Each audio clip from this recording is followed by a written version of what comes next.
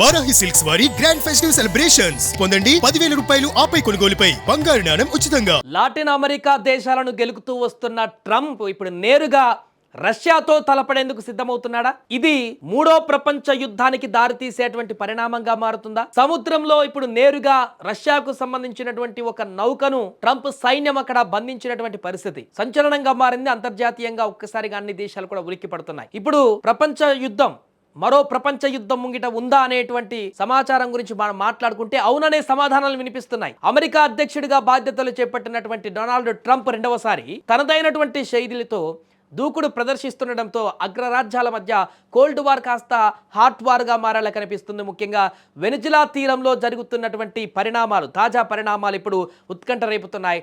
Donald Trump ఆదేశాలతో America coast guard మరియు నావికా దళాలు వెనిజులా తీరంలో షాడో ఫ్లీట్ అంటే నిషేధిత చమురు రవాణా చేసే నౌకలపై ఉక్కుపావదం మోపాయి. తాజాగా వెనిజులా నుంచి చమురు తీసుకువెళ్తున్న రష్యా జెండాతో ఉన్నటువంటి మారినెరా అనే నౌకను అమెరికా బలగాలు అట్లాంటిక్ మహాసముద్రంలో బలవంతంగా అదుపులోకి తీసుకున్నాయి. ఇది అంతర్జాతీయ సముద్ర చట్టాల ఉల్లంఘన అని, తమ సార్వభౌమాధికారం పైన దాడి అని రష్యా ఇప్పుడు మండిపడుతుంది. దీనికి తోడు వెనిజులా అధ్యక్షుడు నికోలస్ మదురోను అమెరికా బలగాలు బంధించడం అగ్నికి ఆజ్యం పోసినట్లయింది. ఈ పరిణామాలపైన ఇప్పుడు రష్యా అధ్యక్షుడు వ్లాదిమిర్ పుతిన్ ప్రభుత్వం అత్యంత ఘాటుగా స్పందించింది. రష్యా రక్షణ కమిటీ కీలక నేత అలెక్సీ జురావ్లేవ్తో మాట్లాడుతూ అమెరికా తీరు సముద్రపు దొంగల చర్యలా ఉంది, మా జెండాతో ఉన్న నౌకను పట్టుకోవడం అంటే రష్యా భూభాగం పైన దాడి చేసినట్లే, దీనికి ప్రతిస్పందనగా అనుదాడులు చేయడానికి కూడా మా మిలిటరీ సిద్ధంగా ఉంది అని సంచలన వ్యాఖ్యలు చేశారు. తన నౌకలను కాపాడుకోవడానికి రష్యా ఇప్పటికే ఆ ప్రాంతంలో జలంతర్గాములను కూడా మోహరించినట్టుగా వార్తలు వస్తున్నాయి.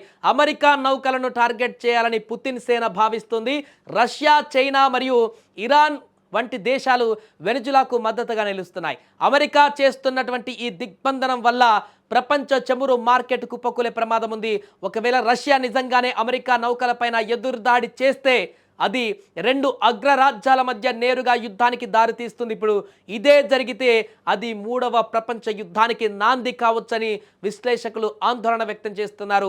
ఈ వివాదంలో భారత్ పాత్ర ఏంటి అనే దానిపైన కూడా ఆసక్తి రేపుతుంది. రష్యాకు ఆప్తమిత్రుడిగా ఇండియా ఉంది. ఇప్పుడు ఆ రెండు దేశాల మధ్య యుద్ధం మొదలైతే భారత్ పాత్ర ఏంటనే చర్చ కూడా జరుగుతుంది. ఈ సమస్యను సద్దుమణిగేలా మోడీ కూడా రంగంలోకి దిగే అవకాశం ఉంది అంటే అందుకు అవుననే సమాధానాలు కూడా వినిపిస్తున్నాయి. అటు ట్రంప్ ఇటు పుతిన్తో మోదీకి సంబంధాలు ఉండడంతో వారితో మాట్లాడే అవకాశాలు లేకపోలేదు.